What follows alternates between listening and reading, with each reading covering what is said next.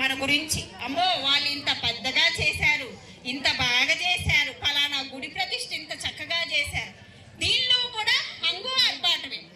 ఒక 5 నిమిషాలు ఇప్పుడు ఎవరో ఫలానా గొప్ప వాళ్ళు వచ్చారనుకోండి, ఇప్పుడు భగవంతుడు కానివ్వండి మనకు వాళ్ళు చెప్పేది ఉపయోగపడింది మీకు దృష్టి అంతా ఎటుపోయింది, అటుపోయింది.